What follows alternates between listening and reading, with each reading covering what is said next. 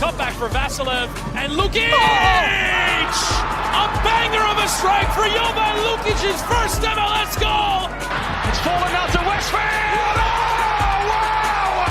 He's nearly taken the roof of the net off! Philadelphia pounce again! Who gets his goal in his Union debut? The record signing! Off and running in his first appearance for the club!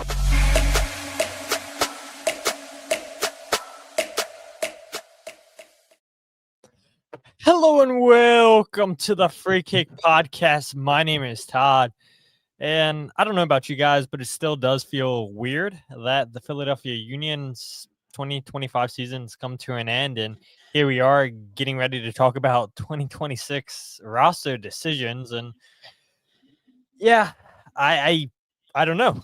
Did the Union losing to New York City save the Union from getting embarrassed by Inter Miami like New York City did last night and like FC Cincinnati did the previous week? The Union have put up a better fight against Inter Miami than FC Cincinnati and New York City? I guess we'll never know, but the one thing that we do know is a guarantee that Lionel Messi and Thomas Mueller in Vancouver Whitecaps are meeting yet again in another final.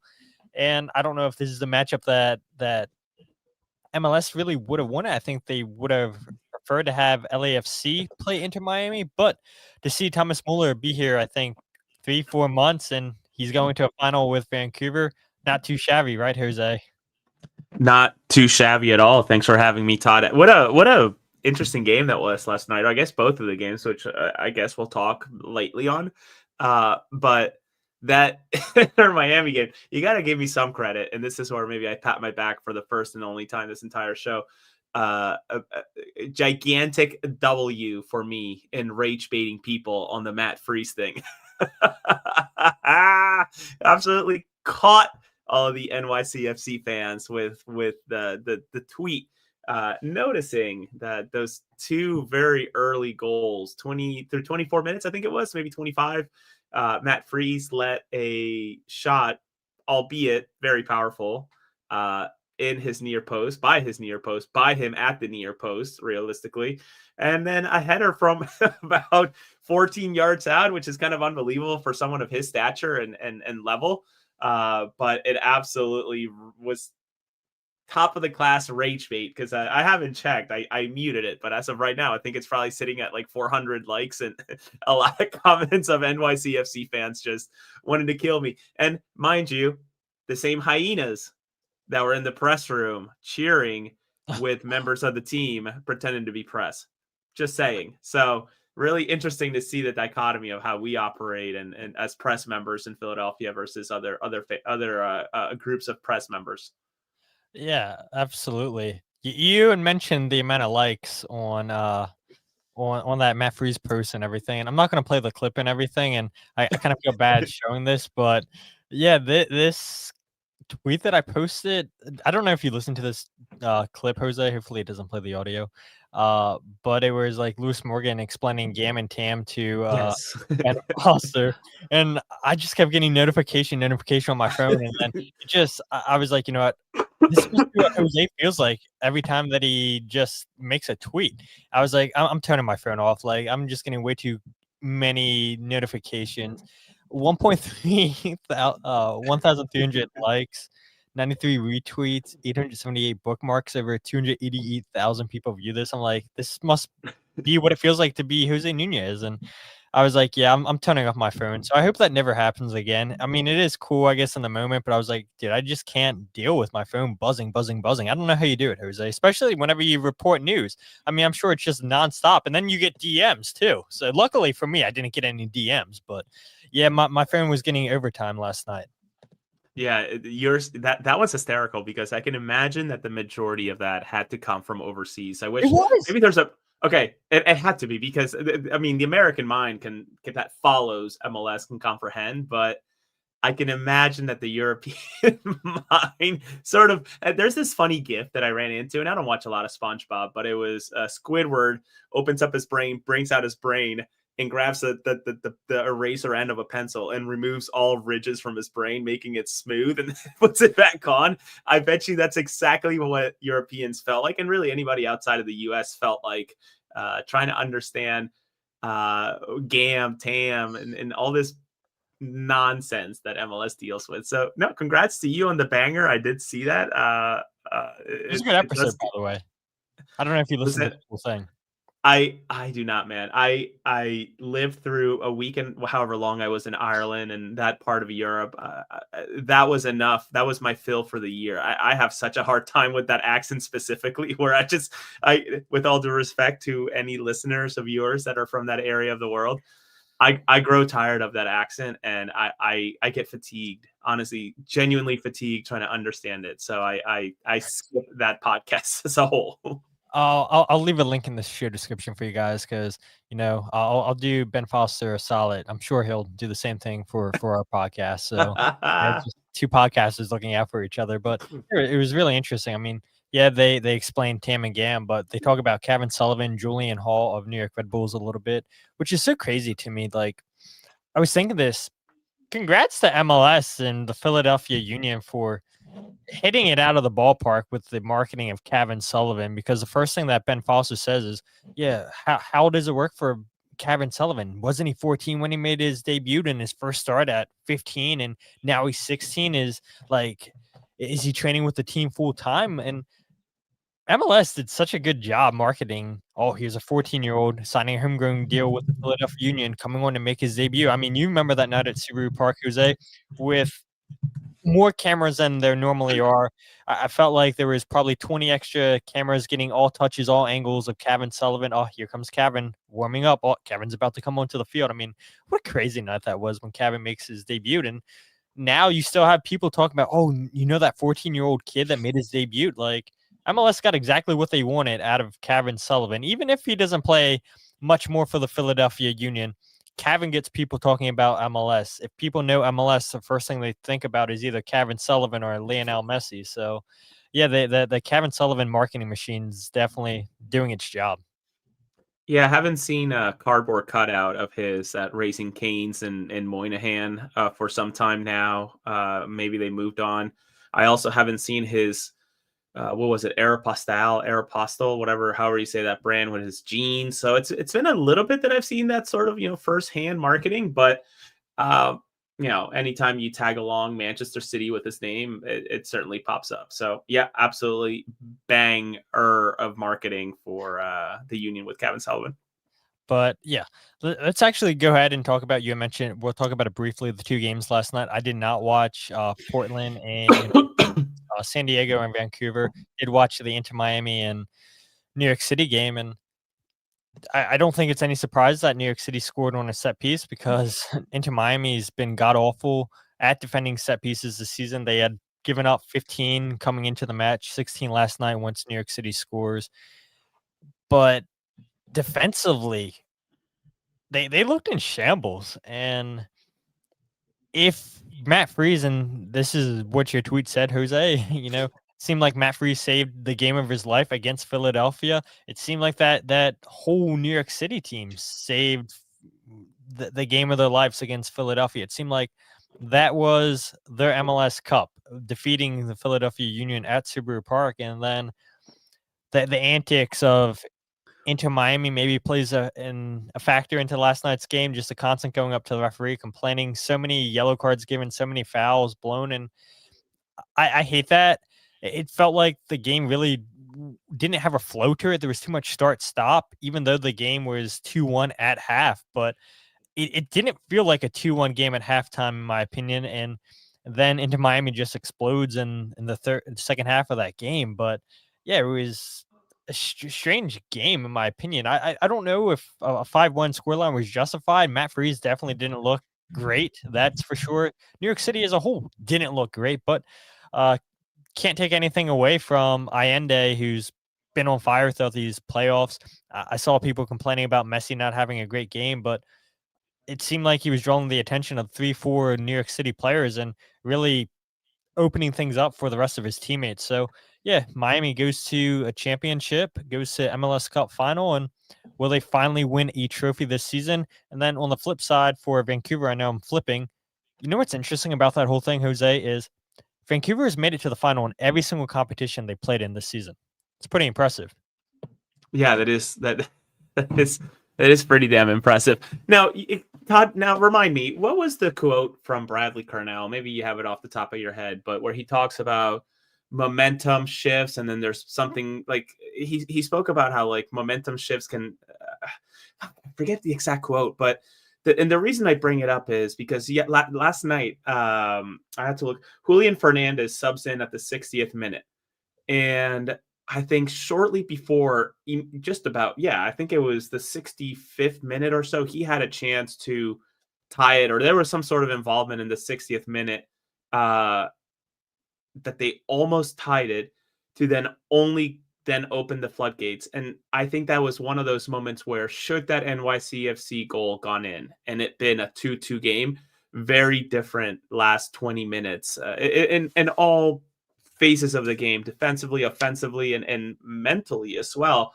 And of course, that doesn't go in. The goalkeeper, Rios, whatever, goes ahead and makes a good acrobatic save. And then they go down the field and score. So after that, it was kind of done. And I must admit, I turned it off when it was 4-1. I went in and sort of went on to make something quick. I think a quick snack, or I think I got up and took my NyQuil before sitting down for the San Diego game. So yeah, I listen to everybody who took the bait on that Matt Freese post.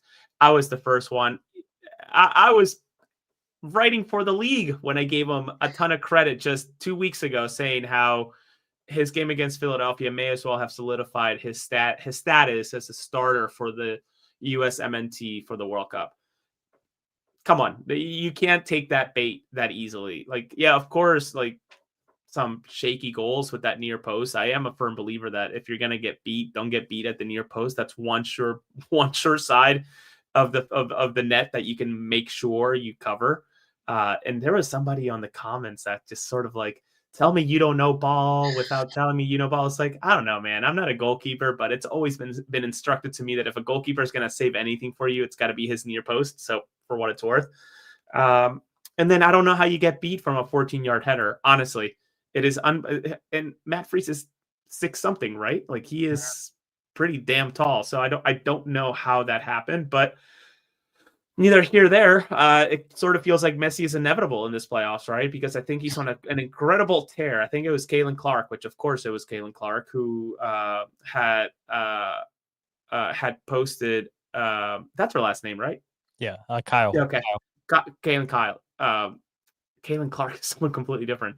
Caitlin Kyle had posted about the stat of, I think, Messi in every single playoff game going into this one had either assisted or scored a goal. So that continues, I believe. I think he assisted 1 or 2, maybe not. I can't remember.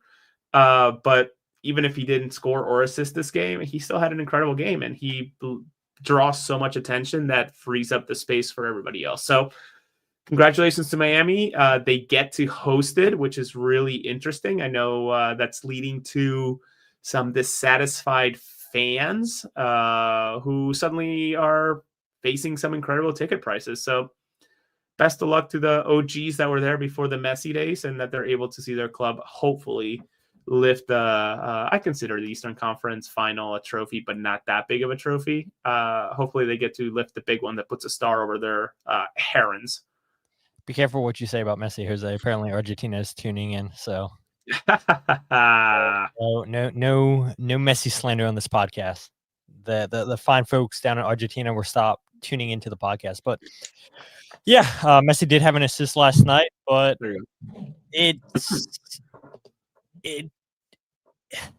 I don't know. You had Alba sign a contract extension during the season, and then he announces a couple weeks ago, a month or two ago, that he's retiring actually at the end of the season. Busquets announced that he's retiring.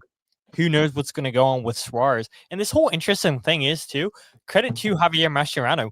he figured out that this Inter Miami team plays much better with Suarez on the bench than Suarez starting. I mean, it is crazy the night and day difference that Suarez not being in the starting lineup makes. And I guess it should be no surprise when Suarez's legs, you could tell they're completely gone. What's the guy on Instagram? The tendernism guy? That's what I imagine. That's what I imagine Luis Suarez's leg to be like. Sort of like you just hang a bone, you shake it, and all the meat falls off. Right at this point, the guy is just having a hard time. And listen, all credit due to Luis Suarez because he was an absolute monster in his heyday for sure. Those Liverpool years were unbelievable, just unbelievable soccer. If anything, should have won more accolades for what he did during that time. It was a terrible Liverpool team. By far the best player. That by far the best player. But also an incredible cheat code in FIFA at the time too. So nothing else to add really from that game. Best of luck to Miami, I guess. Though I think I side with the other side of the bracket. Yeah, me too. I would love to see Thomas Muller get another one over Messi in a final, which leads me to the Vancouver-San Diego game. I did not watch that game. I don't know if you watched any of it, but once again, we see no Chucky Lozano in the starting 11 for San Diego. And he was asked, Mikey Varas was asked after the game, what's the future hold for Chucky? He said, I don't want to talk about it. He obviously makes a difference coming off the bench, but your star player, once again, not in the starting lineup for San Diego. I don't know. That raises a lot of questions, in my opinion. Yeah, and it's unfortunate that that's the piece of news that overshadows what should be celebrated as immediately. Anyways, I think in hindsight, we'll fast forward. God, the season starts in fewer than 90 days, so like we'll fast forward. Even 20 days from now and not even really care about it. I think by today they were supposed to submit their roster decisions by today at 1:00, if I recall. So an announcement at some point, I'm sure, for what they're doing with options and players out of contract, though San Diego really doesn't have much in terms of players out of contract. What will be interesting is to see whether or not they pick up the purchase option on David Vazquez, which by my sources, I was told that it was basically a handshake that, they were going to pick it up as part of the loan, but maybe things have changed since I last checked in. Yeah, and they today was their deadline to exercise that option on David Vazquez. So I try to look real quick. Nothing yet from San Diego on their website on roster decisions. So tomorrow maybe we'll see a post from them. So. And one thing I do want to correct, I saw a lot of people on social media, and we even had some people talking about this last episode, Jose, not live, but like comments back and everything I was reading. And people were under the assumption just because the union were eliminated that, okay, they had to come to these decisions real quick. That's not the case for the union. That's not the case for most clubs. They have these decisions decided well in advance. It's just they have the deadline. Okay, this is when you need to submit those decisions. It's not, okay, well, we're out of the playoffs now. Let's figure out what we're going to do for 2026. It's not how these clubs operate. They had an idea of what that was going to look like prior to them getting knocked out of the playoffs. So this isn't something that, okay, you have 24 hours to put together your decisions for next season. I did want to clear that up because I thought that was a little bit of a crazy take from some people I was seeing online, and then, like I said, in comments that we got.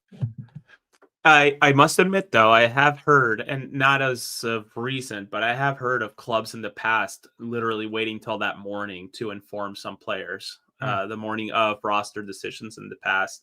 So, yeah, that is a deadline, but I think Philadelphia is a well-run enough team on all I hear anyways, that those decisions were made well in advance of anything to do with, and I think it leads to the line of questioning, anything to do with the Ernst Tanner investigation, allegations, etc. So, on San Diego, one last bit I'll add before we move on. Holy smokes, already 20 minutes. On San Diego, though, incredible season for an MLS team, and it must be stressed because I think Alex Calabrese, our friend from Chicago, mentioned it on social media. For a modern MLS expansion team, the best expansion season I think ever, and just clear as day that there's a through line and a path for this team to continue to improve. And it really, really does mirror what Philadelphia does in terms of taking youth and surrounding it with incredible talent that is maybe not as well known, right? I mean, I still remember I think I was at Moynihan train station when the expansion draft happened, and I'm looking at Tyler Heaps and Mike Ibarra sitting at that table with MLS TV hosts, etc., and just thinking, why the fuck are they picking these people? Like, this makes no sense. Like, these players, like, you saw who was available and this is who you wanted. And they immediately thought, okay, this is a team that's going to have the bug and just have a really, really bad first season, not setting up themselves for anything. And of course, absolutely wrong. I'll be the first one to admit it. But looking at Lucas Bombino and some of these other players, David Vazquez, if he's to stick around, don't forget that they still have a grip on, and I'm going to mispronounce his name, I apologize, but Anissa Saidi, who they got from the Union earlier in the year as well. So they have a pretty good through line here of youth players. And again, David Vazquez, we're waiting to see what happens with him. That could be more money in the coffers of Philadelphia officially. But I think that there's going to be another announcement here in the next week or two about the future of their very own academy. So pretty excited for people to find that out, people to see, and just excited for San Diego as a whole. They're doing some incredible stuff. All right. Well, like we said, we're going to talk about the 2026 Philadelphia Union roster decisions. Before we get into those decisions, prior to the list that the Union had sent out, there was two news bit of topics that the Union had given us prior to those decisions being released. So let's go straight into the news.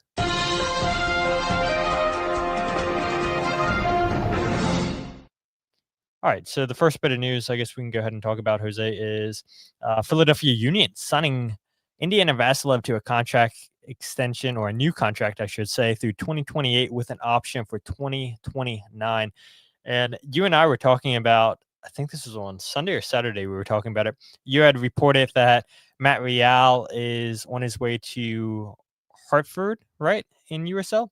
And you were like, yeah, he's only 26, 27 years old. I can't believe that. And I said, and you were like, you feel old knowing that. And I said, I feel old knowing that Indiana Vassilev's only 24 years old. I could have sworn that he was older than 24. So, yeah, Philadelphia Union give Vassilev a new 3-year contract with an option for 2029. In 2025, Vassilev had a career high in goals with 5, tied his most assists with 4, appeared in 31 matches for the club, 21 starts, logging 1,971 minutes, the 8th most on the team. Vassilev also became one of 6 players for the Union this season in MLS to appear in 30 or more regular season matches. He was also named to 3 MLS Team of the Match days this season, which was second most to Ty Baribo and Kai Wagner, who had 4. But Vassilev, well-deserved contract extension. And I don't understand the fans on social media who have an issue with this, the fans on social media that are surprised by this, because Jose, I think this was always going to be the case. When the Union announced that they had traded for Indiana Vassilev on February 21st for $1.2 million in GAM, $400,000 in 2025, $600,000 in 2026, and then an additional $250,000. It's a significant amount of GAM invested into Indiana Vassilev, but the Union were never going to have him just for 2 seasons. They weren't going to just pick up his option for 2026 and that would be it. Absolutely not. When you looked at how often he played under Bradley Cornell in St. Louis. So I think this is a good decision for the Union. And like I said, I mean, my biggest surprise is that he's 24. Completely forgot. Yeah, you could probably see that from miles away, honestly, when you think about the date of the trade for him. I think more than anything to me, and yes, deserved, good season, great season. I think he was also aided by the fact that Quinn Sullivan got hurt, just to be super clear, in a way, in terms of playing time. Very different players. You would almost argue different positions as a whole, but nonetheless, deserved. And I know we're going to go into it after the next bit of news that went ahead of the big piece of news, so I'll save it for that. But the fact that he accepted to a new contract is pretty telling of maybe where some other players are in terms of the future with Philadelphia. So we'll talk more about that soon. Yeah, absolutely. But yeah, Vassilev, I don't have too much more to add. Even when Quinn Sullivan was here, Vassilev in Indy were both in the starting lineup. It felt like they were two locks. The only thing that I think maybe would have been a little bit more difficult is how do you fit Milan Iloski into the lineup if Quinn doesn't get hurt?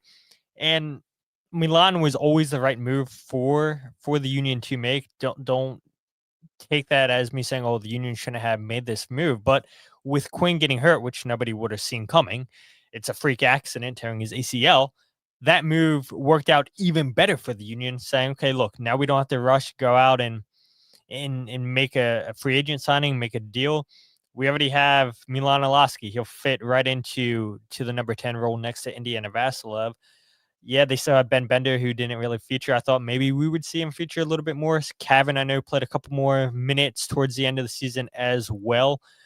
But yeah, I mean, and we'll talk about it too, what we think the Union need. And I don't want to get too ahead of that, but yeah, locking down a key piece in the lineup that can play multiple different positions, a player that really starts the press for this team, that knows exactly how Bradley Cornell wants to play. Bradley, you hear him talk about just how well he fits into the locker room, whether it be on the field and off the field. So yeah, this is a decision that I thought was a no-brainer.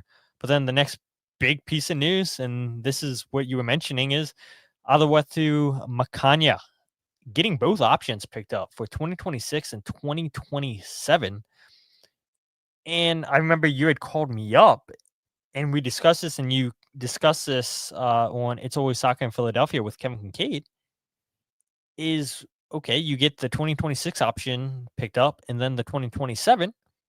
Well, what does that look like for Makhanya? Is it just through that shortened season? Does it go through December 27? Who knows? I don't know if you have an answer yet, Jose, but yeah, I mean, congrats to Makhanya getting both options picked up. This is the first time I've ever seen a player in MLS have both option years picked up. And I think this was a no-brainer just because of the huge breakout season that Makhanya had with the Union this season. Totally muted. My bad. Yeah, totally deserved. That's for sure. He had a killer of a year, and sure, he had a good year with MLS Next Pro.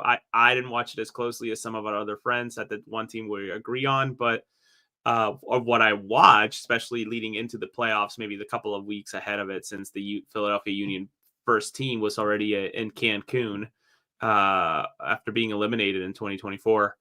You could tell that he stood apart in MLS Next Pro, but I certainly did not expect him to have the season that he had in 2025.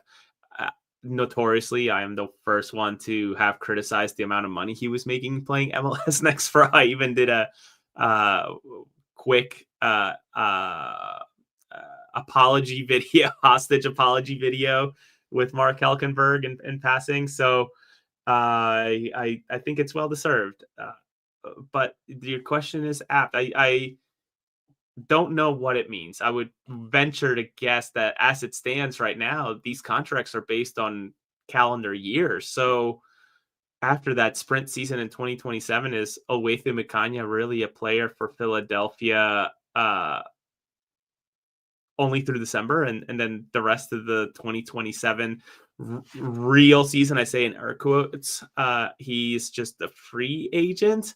I'm not sure how that's going to work out. I don't know what's going to be the official answer for something like that. But it'll be interesting. That's for sure.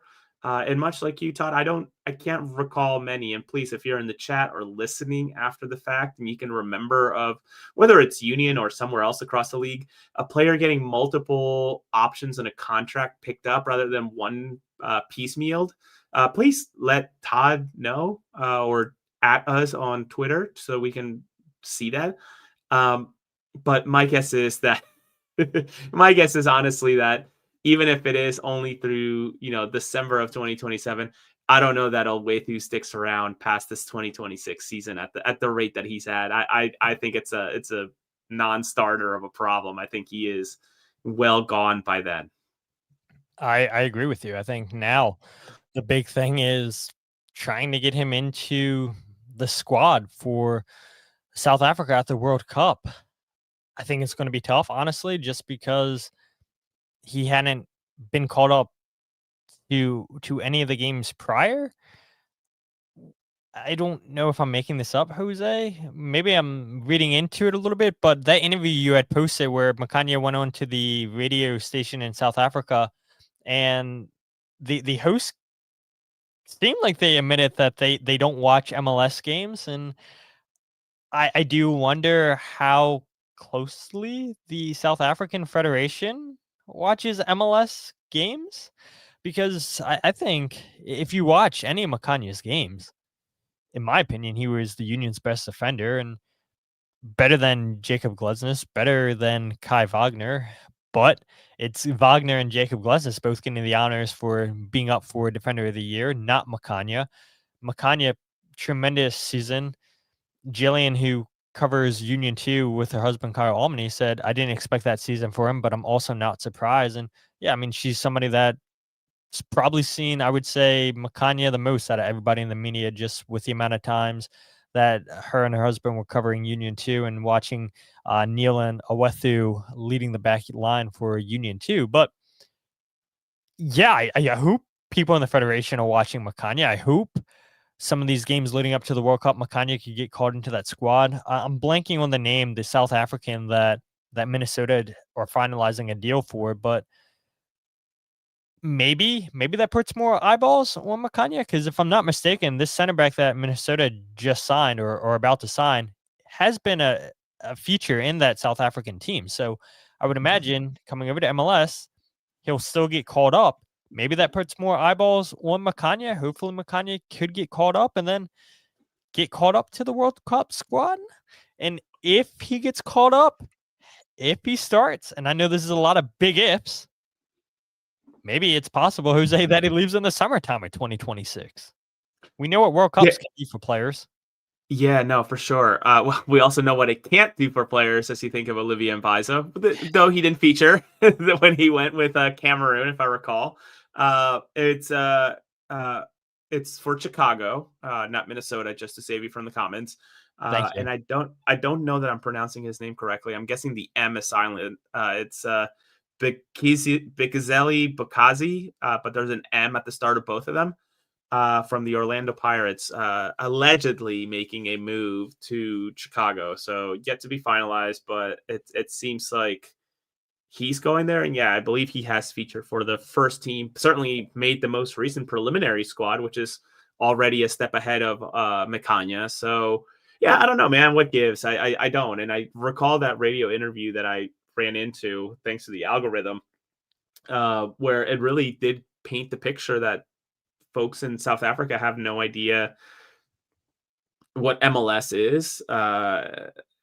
Maybe it's even fortunate or lucky that they know that Olwethu's there, right? And they were able to land an interview with him, which I can only imagine. I wonder how much Union PR was involved in lining that one up, or if it was more of Olwethu just being hit up on Instagram and told to hop on.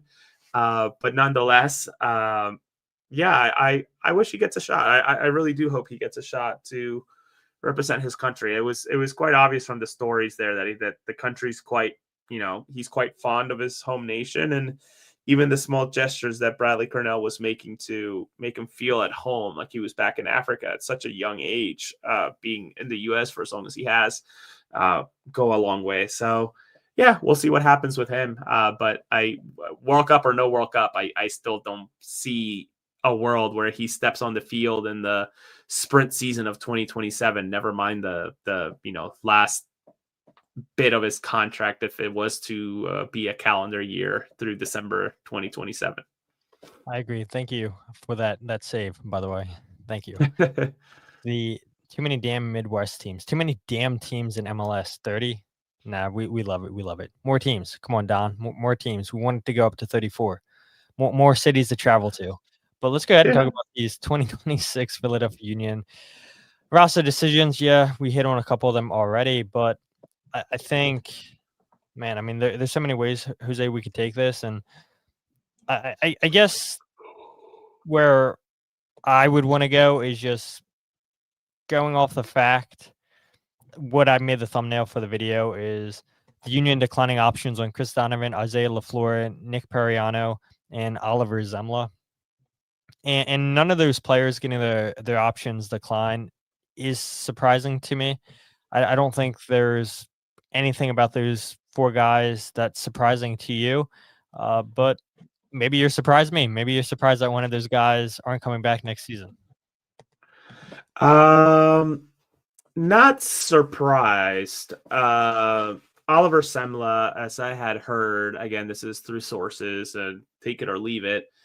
I was told that, as part of his loan, maybe there was an agreement for him to be at North Carolina the following year, but obviously that's not happening with North Carolina folding in USL. So I believe that he is then due, should he have signed something. I don't know how that all maybe worked out, but if he was indeed a contracted player, I think he gets 2 months severance, I believe is what the deal was for those players from North Carolina that had deals for the 2026 USL season. In terms of Isaiah LaFleur, not surprised either. I think Detroit's been a good fit for him based on the very little that I watched. The injury really set him back. It just completely derailed any hope. Chris Donovan, congratulations to his agent for getting him as much money as he did. Is it? I mean, he scored some key goals. Don't get me wrong. He scored some incredible goals in terms of importance when he did, right? The playoff goal. We can't forget about that. The League's Cup goal as well. You remember that too.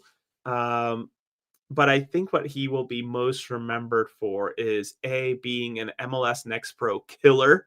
Because I remember he made one appearance or two appearances last year or 2 years ago.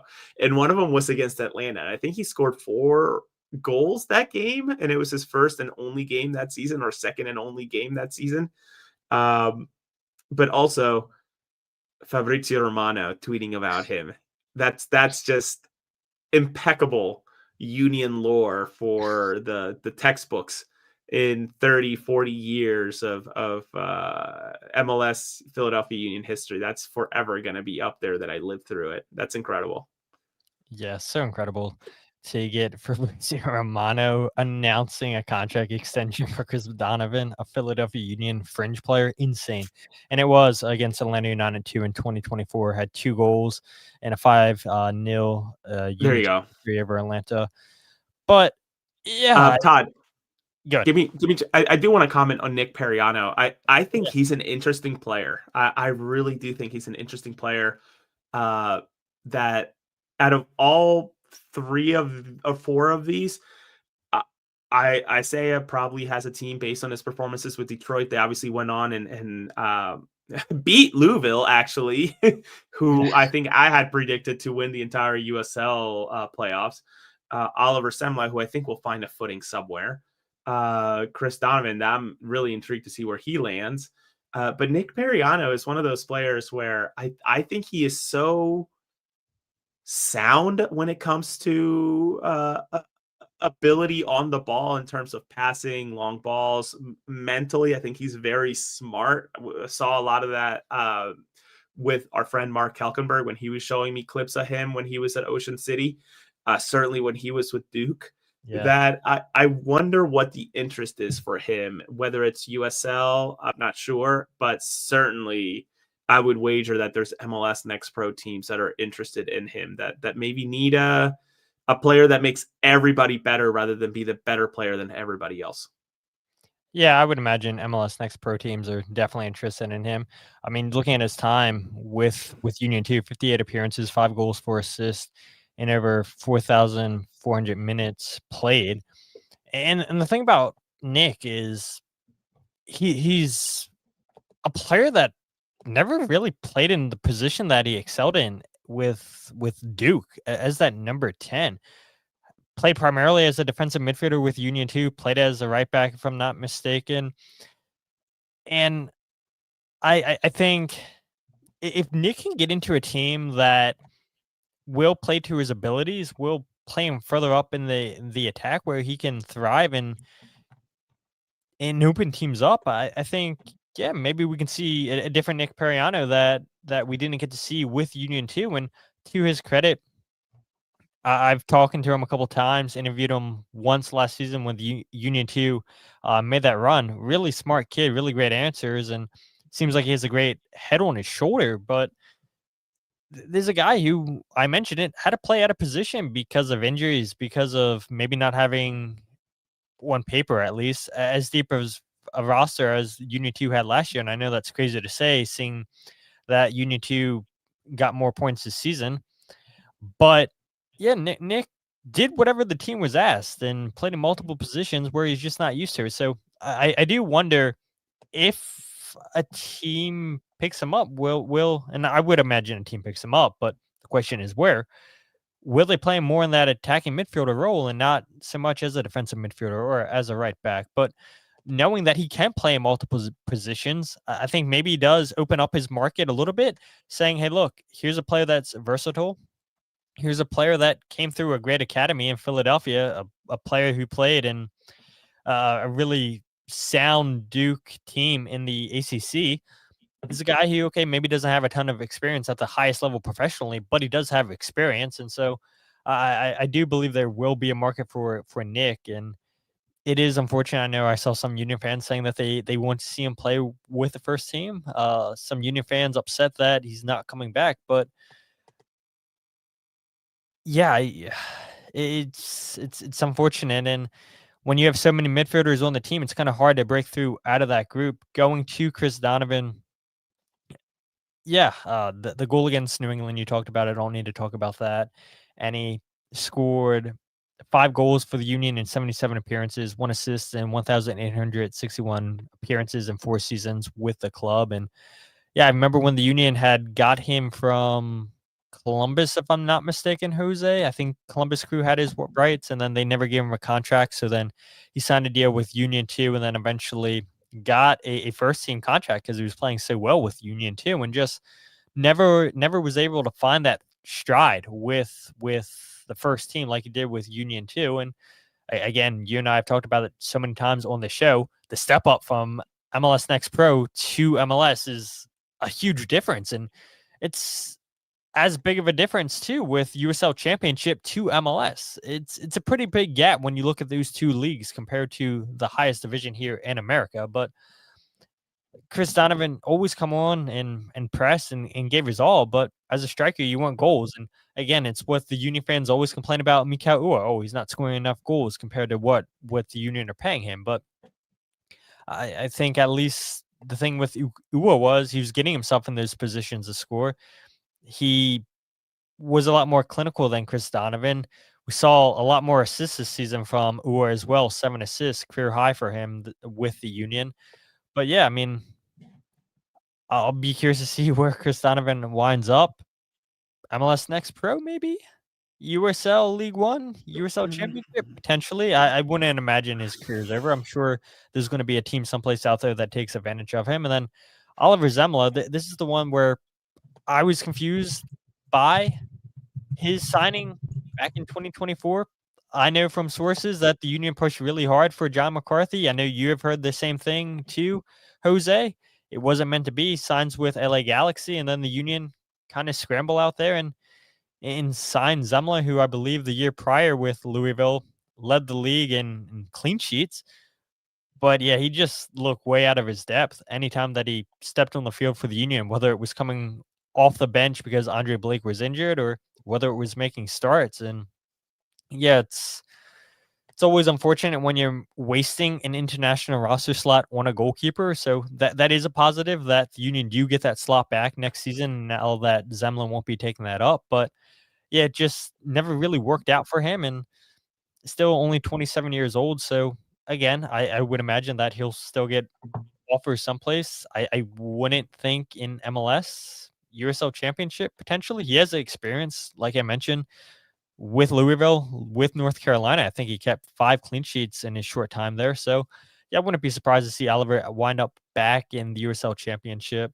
But yeah, that is pretty much everybody there that I want to cover. So let's go ahead and move it on to the players that the Union announced that they're in ongoing negotiations with. And that's all 4 players that were out of contracts: Alejandro Bedoya, Ben Bender, George Marks, and Mikael Uhre. And for me, Jose, the most surprising out of this is Mikael Uhre. I played the clip last episode where Mikael told us in the locker room after the game against New York City, he's keeping his options open. He's not saying no to anything. But in my opinion, it seemed like a foregone conclusion that Uhre would not be back. And here's the Union announcing that they're in negotiations. And if I'm not mistaken, they had said they were in negotiations with Jack Elliott last year, and he winds up signing with Chicago Fire. But I didn't expect to see the Union say, "Oh yeah, we'll talk with Mikael Uhre and see if we can come to a new deal." I thought he would be gone. I thought so too, but I must admit this is not bad negotiation tactic, right? In terms of keeping the table, keeping somebody or his name on the table as a consideration. Excuse me. Did he really? Todd, can you look into that, please? That's hilarious. I don't have notifications for Fabrizio Romano just because he is an interesting character. But yeah, Mikael Uhre, I listen, I would wager to say that I not knowing anything, not breaking any news here, but I would wager to say that I personally don't see a world where he comes back, considering the as I reported first, the signing of Alado. So I don't know how he fits into those plans.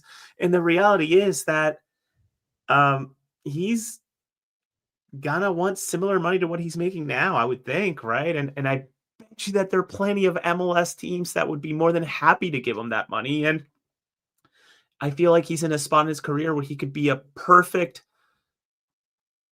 bridge for a franchise, right? Between maybe moving away from one generation to the new generation of the club. So I don't know where that is.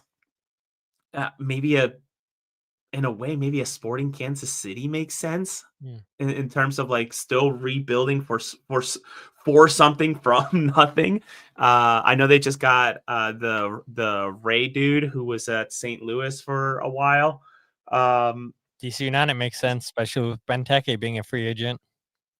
Absolutely, they have the money and they could use a little bit of a player who knows how to win games, not necessarily championships, but knows how to win games, and especially a player that has tortured the hell out of DC United. So yeah, man, I think that you and I could probably riff on, if we were to spend 5-10 minutes, like 6 other clubs that make sense for him. But the reality is that maybe he's just tired of the United States. Maybe he just wants to go back home, be in his family in a country where everybody in his family can speak the language that they most appreciate. Like, again, maybe he just genuinely wants to go back home. So nothing wrong with that. So I wish him well, whatever the decision is.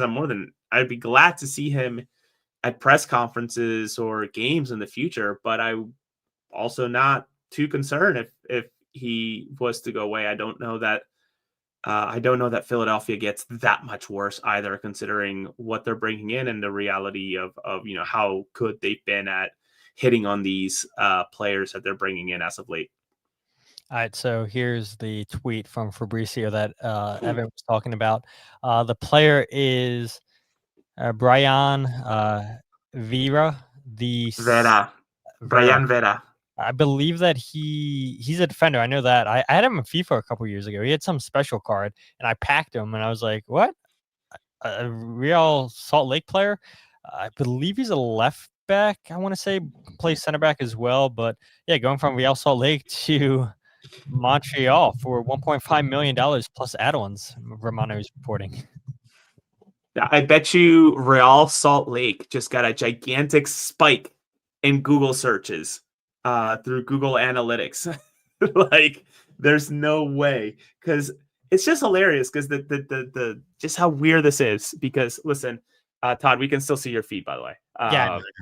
All right, before you scroll into something not so appropriate, I know your algorithm, but I'm looking at this at Fabrizio Romano's main page, and the first tweet that spinned is Endrick of Real Madrid going to Olympique Lyonnais. And then underneath is Brian Vera. Like, that makes no sense. Like, what world are we in right now, right? It's just so weird. So weird, man. It's so weird. Guess that agent's working hard. Hey, tweet about my guy. Potentially. But Insane. go back to the Uhre thing. So a couple things that I want to point out that I should have mentioned with 4 players that the union announced aren't coming back, that they declined options. And I swear I saw you tweet this last week, Jose, but then when I went to look for the tweet, I couldn't see it anymore. Maybe it was somebody else, but those 4 players, Donovan, LaFleur, Periano, and Semla, it saves the union almost $565,000 in guaranteed comp is what those 4 players earned last year. I would imagine with options, like anything, you do get a little bit of a pay bump, and so I'm sure that number would be a little bit higher. So you're saving yourself a little over $500,000 with not bringing those guys back. But then if you don't bring back Bedoya, Bender, George Marks, and Mikael Uhre, you're saving yourself $2.6 million in guaranteed comp, with most of that coming from Mikael Uhre, who earned $2.2 million last year as a DP. And I just put out an article breaking down the roster decisions right before we went live on the podcast. And for me, yeah, it doesn't make a whole lot of sense for the union to bring back Mikael Uhre, considering how much money he was making last year. And I would imagine the union, if they were to bring him back, they're not making him a DP again. The union would want him to take a significant pay decrease, I would imagine. And so let's say, just for shits and giggles, Jose, that Uhre says, I want to be a max TAM. Well, then max TAM last year in MLS was $1.7 million. And if that goes up a little bit next year, let's say to 1.8 million, I think even that's too expensive for the union to say, yeah, we'll bring you back at $1.8 million, Mikael. Yeah, you're not a DP anymore, but $1.8 million is still a significant amount of money. It is. It absolutely is. And I don't know. I don't know if the union want to pay for that in terms of I think what would become depending on how some other things move, but like a tertiary option, right? Because you have Bruno Damiani, who is, I think, going to be a starter from here on out. And if not, he became one based on the majority of the game this season. I would think Ezekiel Alado, again, reportedly not quite over the finish line, but I'm sure it's getting closer and closer. Maybe option 2. Or 3 with Ty Baribo somewhere in there, should he stay. I know we're going to talk about options picked up in a little bit. But ultimately, like, that's a lot of money for a 4th option, right? Like, that is a ton of money. If anything, the savings that the union got on moving on from Chris Donovan, fifth option or 4th option at this year, right? Making $200-some thousand. Like, good on the union for realizing that. So yeah, this is where a DC United step in. This is where some of these clubs that maybe need a 1 or a 2 can, work with a player like Uhre. Yeah, and I'm not saying that the union would give him a max TAM deal, but I'm saying, okay, even if Uhre said, okay, I'll come back. I won't be a DP. I'll take a max TAM deal. I don't know if the Union feel comfortable paying that, especially when you look at the CBA. Each year, the teams are getting less and less TAM. So last year it was 2.2 million. This year it's going to be 2.1 million. 2027 it's going to be 2 million. So MLS is trying to phase out TAM, and there's just no way that the Union spend majority of their TAM on Mikael Uhre, because last year the Union had a total of 7 players on TAM. You had Milan Iloski, who you acquired midseason, which I would imagine that he'll probably be on a higher salary than we saw this year, Jose. With his, I'm trying to pull it up. I had it up here, and I guess I closed out of the tab. Milan Iloski this year was at $552,000. I would imagine that we see him on a little bit of a higher salary next season. Maybe not. I mean, he was only here for halfway through the season. But you had Ty Baribo, Andre Blake, Jan Glavinovic, Jakob Glesnes, Danley Jean-Jacques, and Kai Wagner. Well, Jan's not with the club anymore. The loan's done. He's back at Newell's Old Boy. So you do free up some TAM there. You had mentioned Ezekiel. Wouldn't be shocked if he's a TAM player. Maybe a U22, Jose, I think would be more likely. So then you would save yourself money there for TAM. But the only way, in my opinion, that you bring Mikael Uhre back is if you trade Ty Baribo, in my opinion. A little bit over $800,000. Yes, him and his agent, I think it's no secret, want a significant pay increase. There's reports out of Israel that the Union offered $2 million. I don't know how credible that is. I don't know if you've heard anything, Jose. Don't want to throw you under the bus, so don't feel like you have to touch on that. But we remember the rumors during the summertime linking him to New York Red Bulls, New York City. There's got to be teams interested in him. And if you're the Union, 3 goals in your last 11 regular season matches for the Union after starting the season with 6 goals in your first 3 games, that's a significant cool-off for Ty Baribo. Yes, he led the team in goals with 16, but I could see from their perspective why they wouldn't want to pay him DP money, why they would feel comfortable keeping him on a TAM deal. And if they can't come to a contract on a long-term deal, then I wouldn't be surprised to see the Union move on from Baribo before the season starts, because you don't want to wind up with another Julian Kranza situation where you lose the player on a free. And so if Baribo gets moved before the start of the season, if Uhre hasn't signed someplace, I think that opens up a potential return. But again, do you want to pay a max TAM deal for Uhre, your 4th option? I don't think so. I don't think so either. And the Baribo domino is so interesting to me. Just because, what can I say without getting in trouble, Todd? And there's a question from Evan. We can go ahead and switch to that if you want. No, it's okay. I think Ty is on a criminally low salary. I think for what he's done in this whatever year and a half of real play. Right, he's technically been at the club for 2 years, but only really played for a year and a half, based on finally getting in during Leagues Cup after Julian Carranza left for Feyenoord, who's having a torrid time out in Europe. By the way, I wonder if there's an MLS return at some point. But I don't know about $2 million for Ty Baribo. I know that would feel kind of a high benchmark for a player in Philadelphia specifically. But a race for sure. I do wonder what the New York teams do. And I need to look at the contract situation over in New York and see what their strike force looks like, because I know they made mid-season acquisitions. Well, here's one.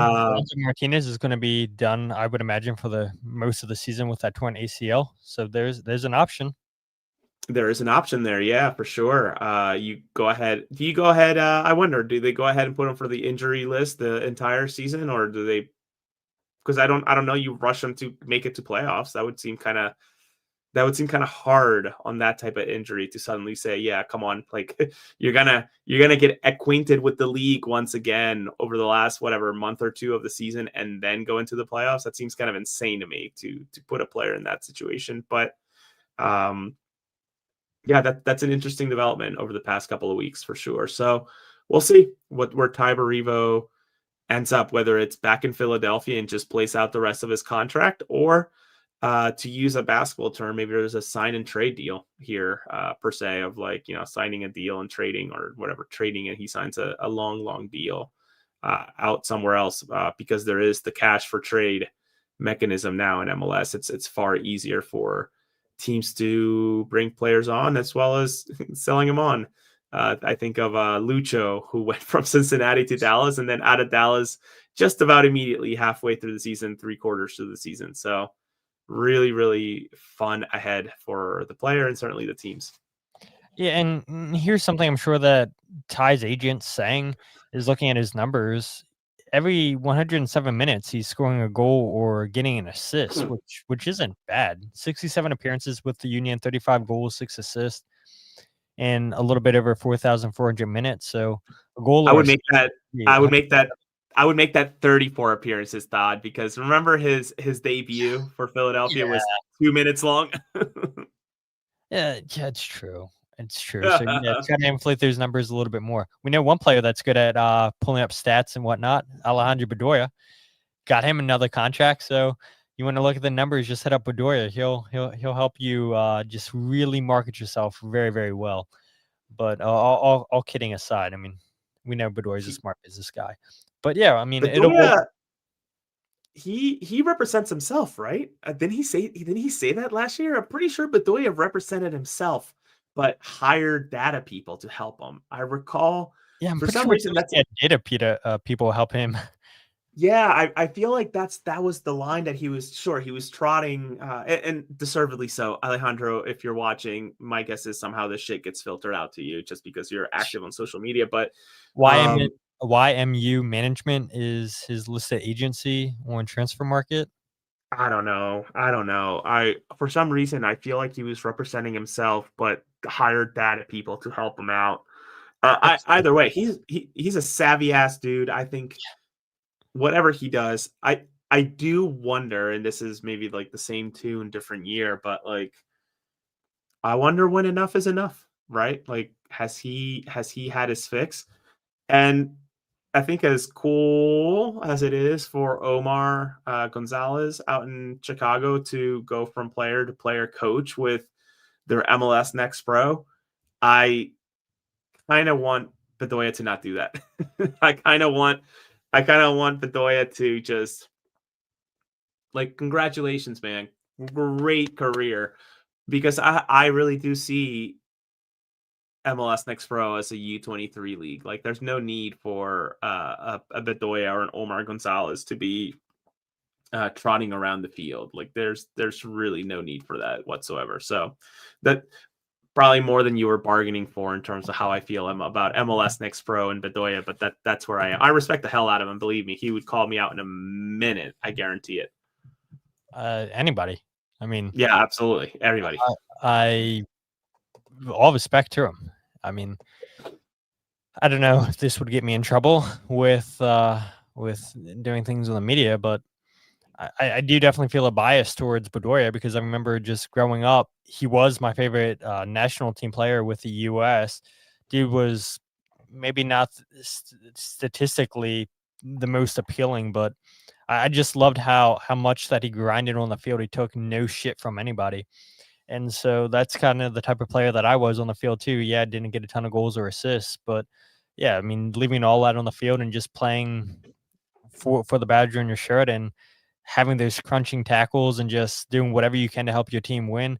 That's why I respected Bedoya so much. And so, I don't know, I think he has enough clout. I think if he wants to come back, thinks he has enough in those legs to come back, bring him back. Because I think it was pretty evident this year, Jose, towards the end of the season, he really wants to win MLS Cup.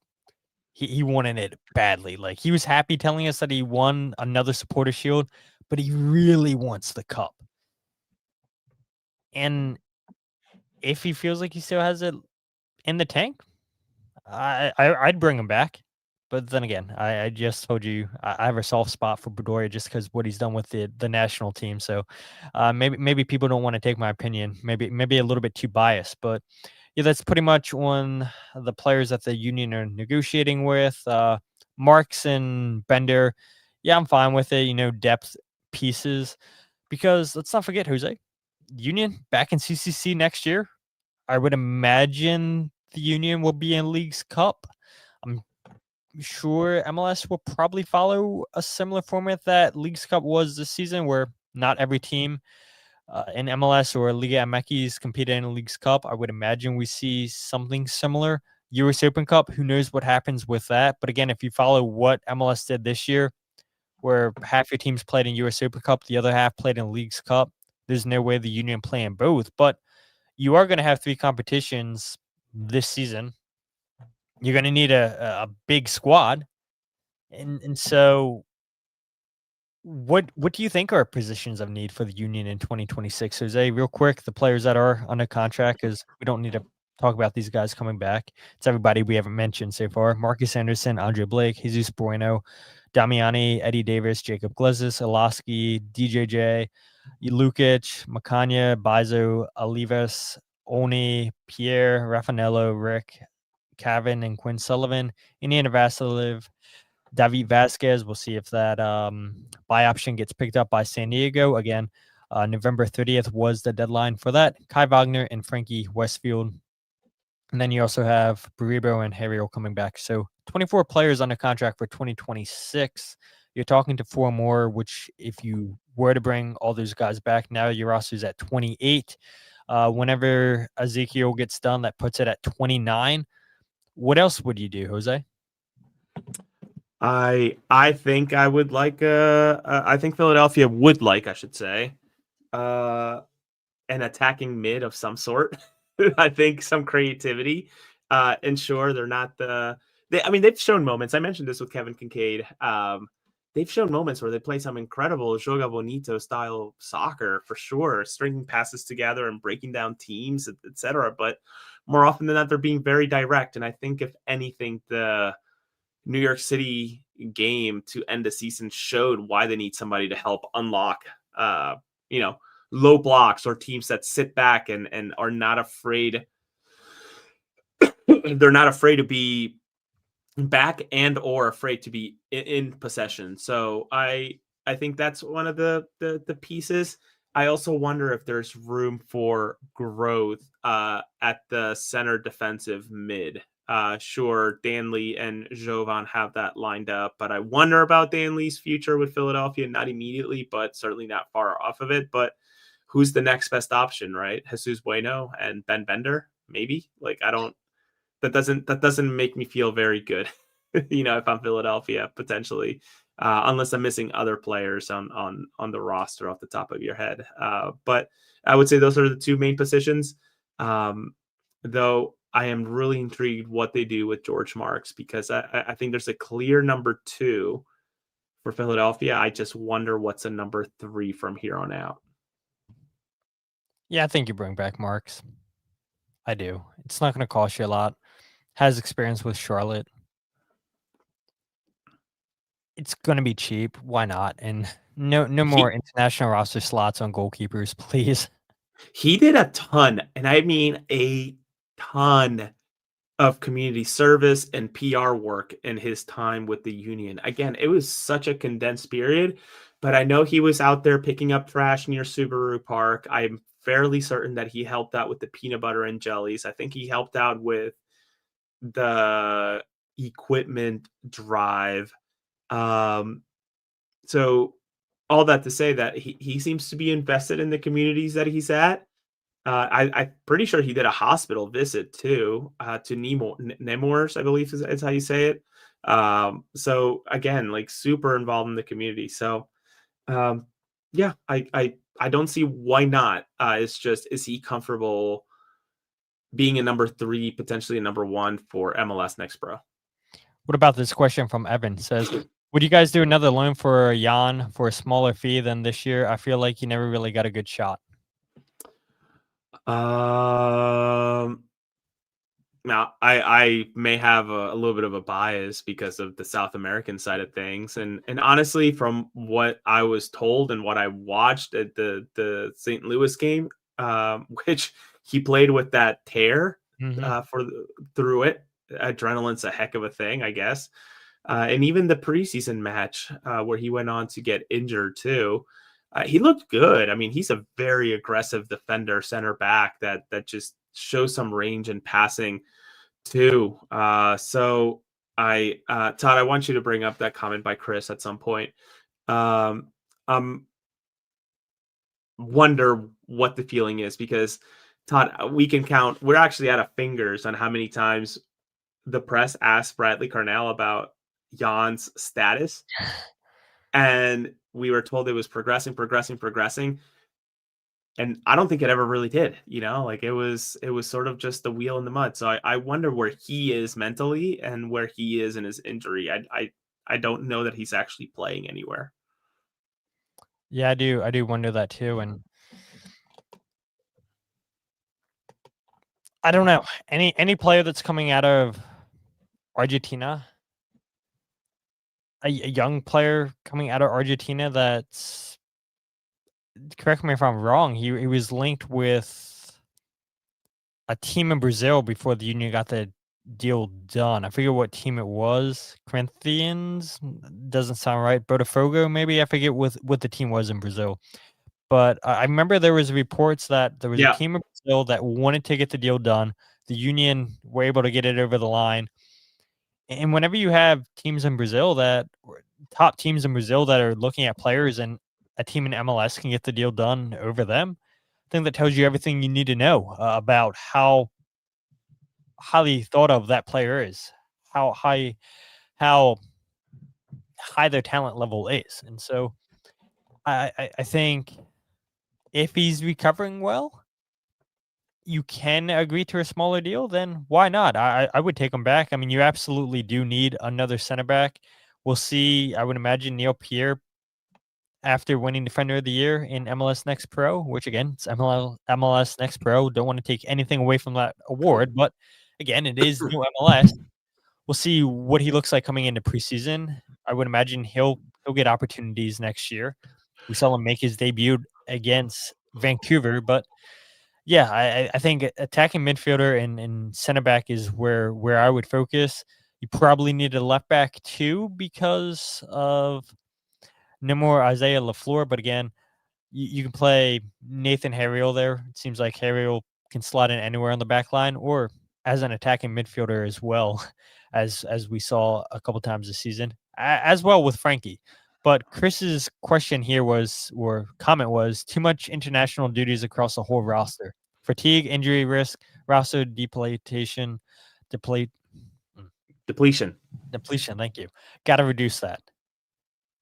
Yeah, I struggle with this comment, Chris, and I appreciate you chiming in and following. And I see your name a lot, and I really, really appreciate it. But this is one of those instances where if you want to be the best team in the league, you have to have some of the best players in the world. And whether it's representing CONCACAF teams or European teams, etc., it's an honor for these guys. And I think you understand that. I think I've had this chat with you online in the past. It's an honor for them to do this. And it just shows how good the union scouting and process is at finding some of these players, because they've been able to unearth players and give them opportunities with their national teams. Jose Martinez, for the longest time, was a lock, and I think continues to be a lock for Venezuela. But prior to joining Philadelphia, he wasn't really involved. I don't even think at the youth level, honestly. I think another one is Jesus Bueno. Granted, he hasn't really featured, but he continues to get call-ups. Obviously, Danley with Haiti. I just think that there's something to be said about being able to represent the nation, and meaning that you genuinely have the best players in the world in your squad. You can't be the best without some of these players. Yeah, I agree with you. There isn't anything else I would add there. The only thing I would add, I guess, is if you're playing for your national team, that means more eyes are on you, which means eventually, hopefully, you would be able to sell them for a significant portion. And I know a lot of people in this fan base don't like the prospects of selling players, but it's a business at the end of the day. Yes, you want to win trophies, but that's why I tell people don't get player jerseys on the back because these guys don't stick around. And yeah, I love the whole business side of soccer because if you have a good scouting department, then you're gonna go ahead and be able to find another replacement, and maybe that replacement's better than the guy that you just sold. And this isn't just an MLS thing; it's a thing across the whole world. Soccer, majority of the leagues are a selling league, so yeah, I've no issues with the union going out and signing players that are representing their national teams because, like Jose said, you want the best of the best. And if they're playing for the national team, they're progressing well with the union, then ideally you'll sell them for more than what you bought them for. But yeah, that's pretty much it for the 2026 roster decisions. And don't get me wrong, guys, this is just a start. This is so early. I'm sure we'll have a lot more to talk about with this roster.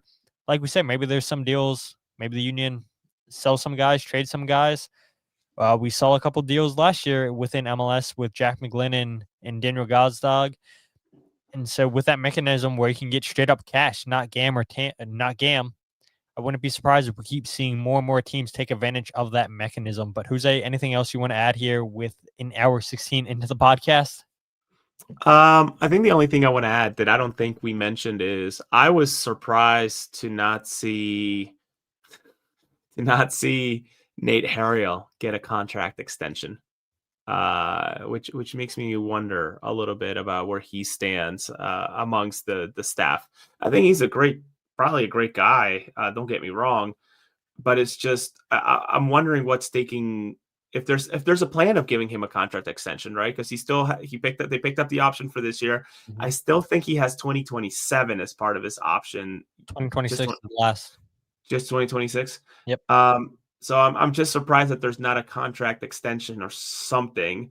Maybe not announced yet. Maybe it's on the docket, or maybe was on the docket for Ernst to take care of. But obviously, I lied. 2027. Yeah, you're right. Sorry. Okay, so I was right. So again, why didn't he get both of his years picked up the way Olwethu did? Someone who has been incredibly helpful to the club, playing multiple positions, been at multiple international USA camps, right? Camp in January. That used to get a not so great nickname. Now that camp's gone. Olympics as well. So I'm kind of, that was the first question that came to mind when I saw those. Like, yeah, okay, his options extra picked up. That makes sense. But why is there not a new deal? He's still making $200-some thousand, I believe, if not a little bit close to that. If I think he's below 250, if I recall. Harriel? Yeah, I know this for sure because I just read about it. It's 312,000. Okay, and that still feels a little low for someone who plays as much as he does and as many roles as he does. I agree. And So, he's so I versatile don't know. too. You can play along the whole back line, like you said, as a number 10. And Bradley Cornell clearly values players that can play in multiple positions. Maybe Nate knows his value and he's just holding out for a better deal as he continues to perform, continues to get opportunities into the 2027 season. So I don't know. I'm intrigued to hear where his mind's at.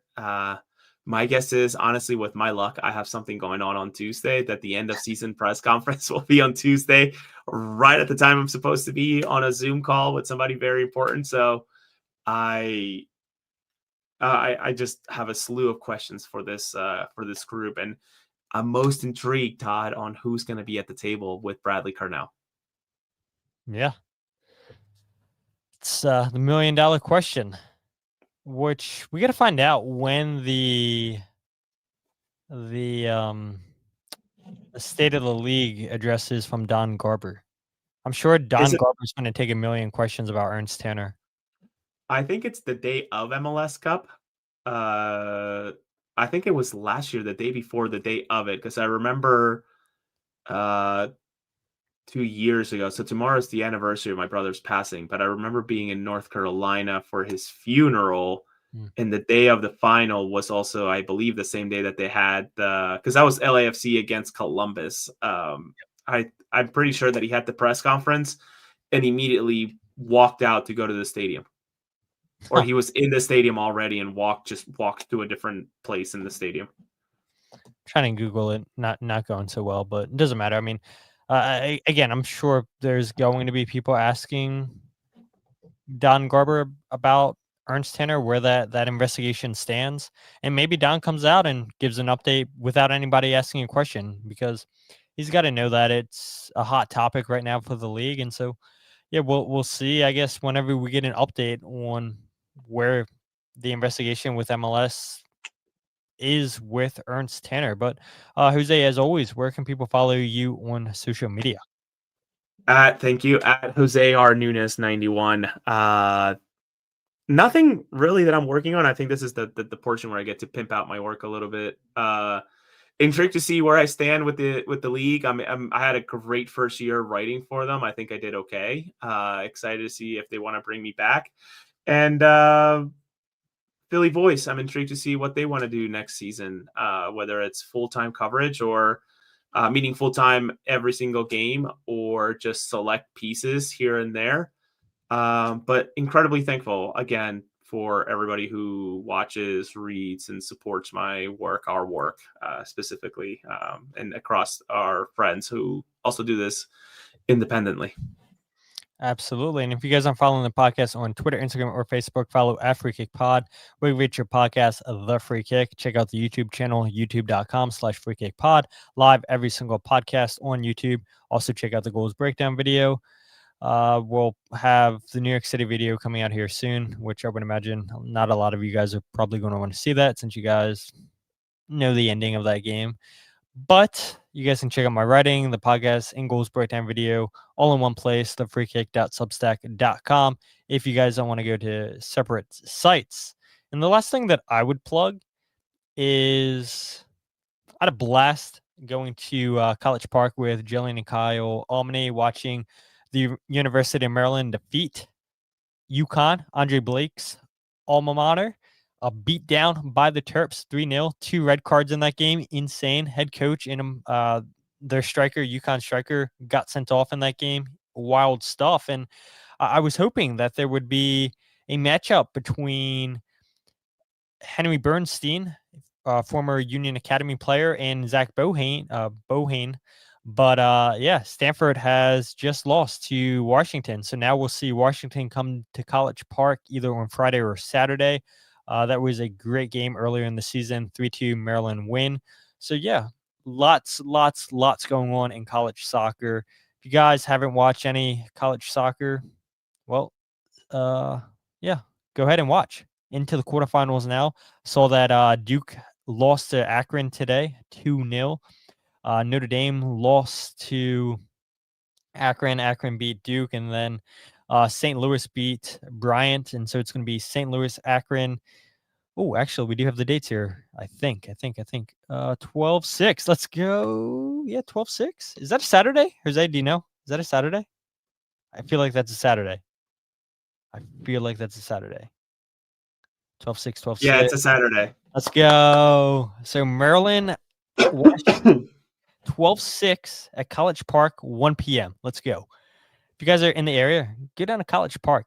Great time, great environment. I know most of you guys listen in Pennsylvania and New Jersey, so you guys aren't going to make the drive down to College Park. But at least watch college soccer on ESPN Plus if you guys have it. It's a great time, great games going on. A lot of MLS Academy kids playing at college programs now. A lot of international guys who maybe become the next thing in MLS. But yes, there is still plenty of soccer to watch, even though the Philadelphia Union are not in MLS Cup. Even though Union aren't playing it on Saturday, it's Inter Miami, Vancouver for the Cup at 2:30. So yeah, watch college soccer instead of that final. But I'm sure I'll be watching updates on my phone while I'll be down at College Park. But that's pretty much everything. We'll see you guys next episode again. Jose and I told you guys have a lot to talk about with the off season, a lot of content for you guys. And one thing Jose wanted to say, I don't want to speak to you for you, Jose, but I forgot to plug it last time. You said, don't forget, there will be a rotating chair of guests as you have a busy work schedule in January. Because, quick reminder for you guys, this is not our full-time jobs. We have full-time jobs, and I feel like do this full-time anyway. So it's like working 2 full-time jobs. And then Jose having kids of his own feels like it's another full-time job. So, wow, Jose, don't know how you have the time to do all this. Very, very appreciative of your time. Thank you to your wife for allowing me to usually take 2 hours of Jose's time in the evening. But again, you guys are the best part of the show, watching the podcast, commenting. We appreciate it. But until then, my name is Todd, and this is the Free Kick Podcast.